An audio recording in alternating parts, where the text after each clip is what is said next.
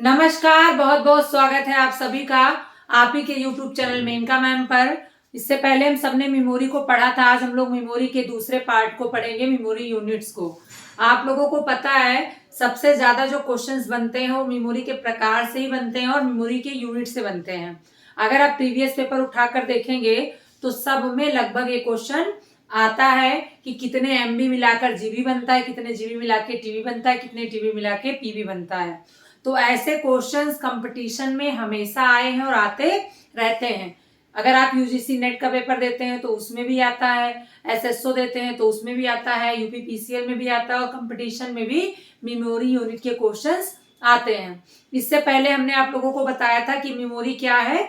Storage area of computer called memory. Memory दो प्रकार की होती है, प्राइमरी मेमोरी और सेकेंडरी मेमोरी। प्राइमरी मेमोरी में डाटा अस्थायी रूप से स्टोर किया जाता है और सेकेंडरी में अस्थायी रूप से स्टोर किया जाता है। प्राइमरी में आपका रैम, रोम और कैश मेमोरी आती है, जबकि सेकेंडरी में CD, DVD, फ्लॉपी डिस्क और हार्ड डिस्क आता है। आज इस वीडियो में हम लोग पढ़ेंगे मेमोरी यूनिट्स को। तो आप लोग तैयार हो जाइए मेमोरी यूनिट्स को पढ़ने के लिए। क्वेश्चन जो सबसे पहला हमारा बनता है कि मेमोरी की सबसे छोटी यूनिट कौन सी है। सबसे छोटी यूनिट तो आपका बिट। बिट क्या है बेटा? सबसे छोटा यूनिट। सबसे छोटा यूनिट। सबसे छोटा यूनिट क्या होता है? One bit. वन बिट आपका सबसे छोटा होता है। उसके बाद आपका अगर 4 बिट मिला दिया जाएगा तो क्या बन जाएगा बेटा? एक निब्बल बन जाएगा। एक क्या बन जाएगा? निब्बल बन जाएगा। इसके बाद अगर 8 बिट मिल जाए तो क्या बन जाएगा? एक बाइट बन जाएगा। इससे क्वेश्चन कैसे बनेगा? मेमोरी की सबसे छोटी इकाई तो बिट।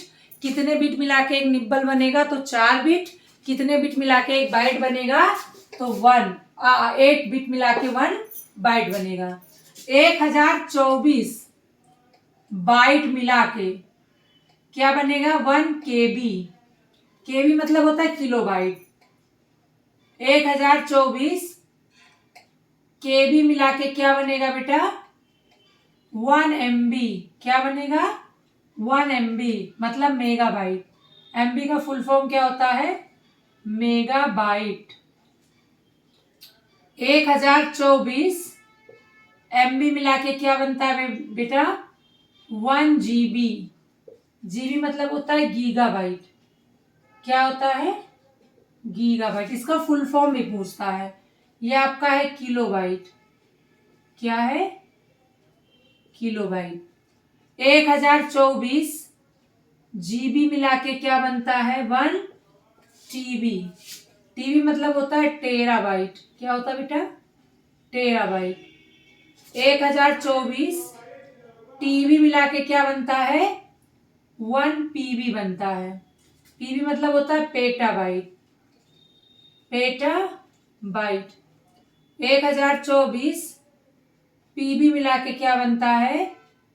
1 एक्साबाइट। 1024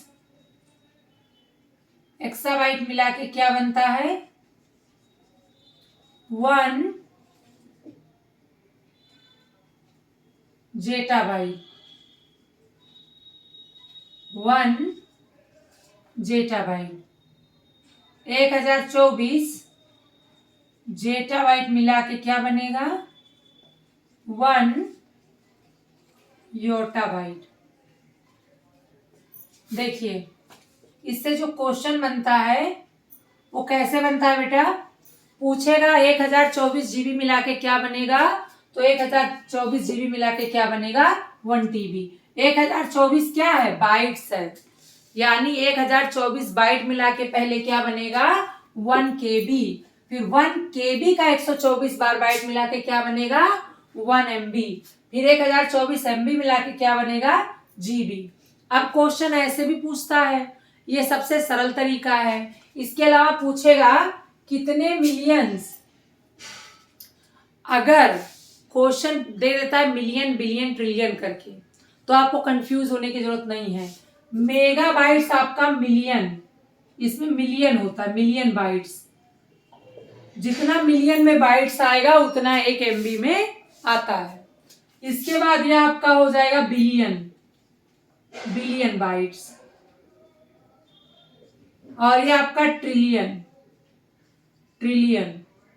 मिलियन मतलब होता है बेटा 10 लाख, बिलियन मतलब होता है 10 करोड़, ट्रिलियन मतलब 10 अरब। इतने बाइट्स मिला के आपका टेराबाइट बनता है, इतने आपके बिलियन बाइट्स मिला के 1 GB यानी गीगाबाइट बनता है, और मिलियन बाइट्स मिला के क्या बनता है, मेगाबाइट बनता है। ऐसे क्वेश्चंस भी हमारे एग्जाम्स में खूब आए हैं, आप लोगों ने देखा होगा। जैसे क्वेश्चन आया था 1 बिलियन बाइट समतुल्य है, तो किसके, जीबी के। 1 मिलियन बाइट समतुल्य है तो मेगाबाइट्स, 1 ट्रिलियन तो टेराबाइट। ठीक है बेटा, इस तरह के भी क्वेश्चन आते हैं। इसके अलावा इसका स्क्रीनशॉट ले लीजिए, इसके अलावा कैसे क्वेश्चंस बनते हैं फिर बताते हैं।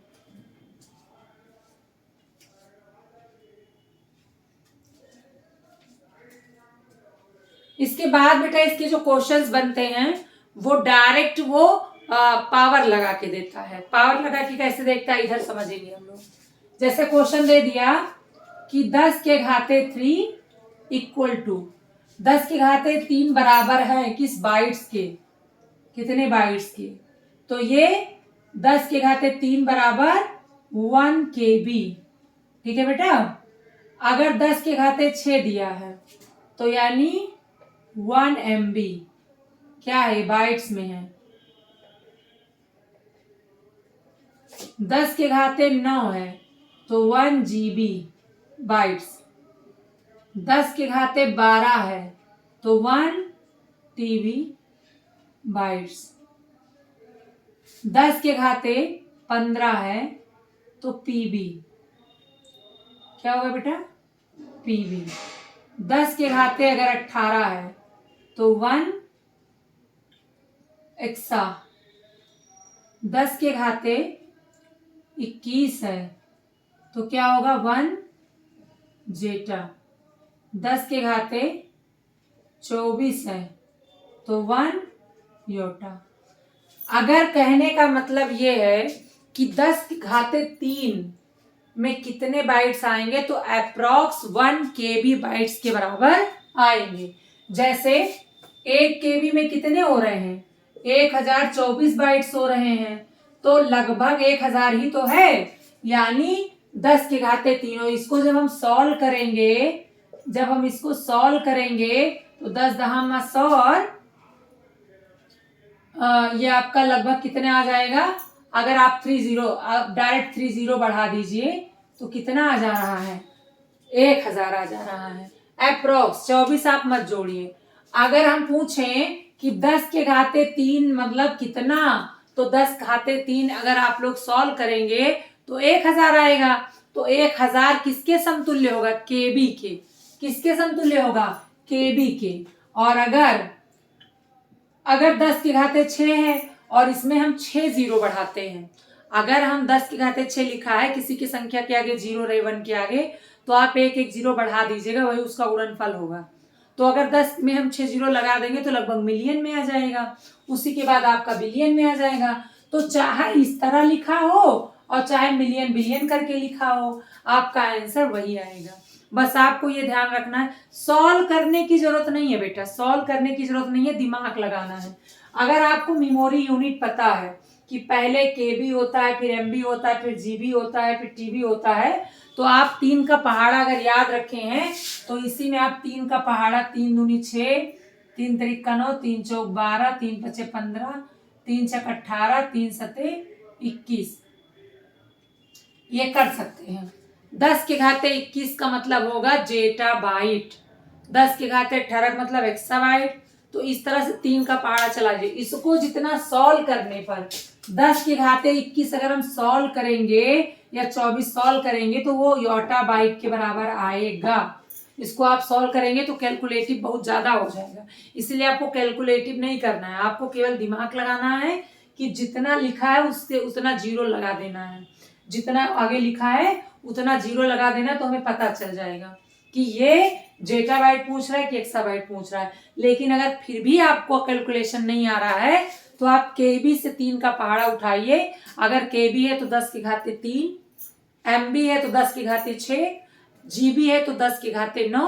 इस तरह से आप 3 का पहाड़ा आगे बढ़ाते रहिए, वही आपका आंसर हो जाएगा।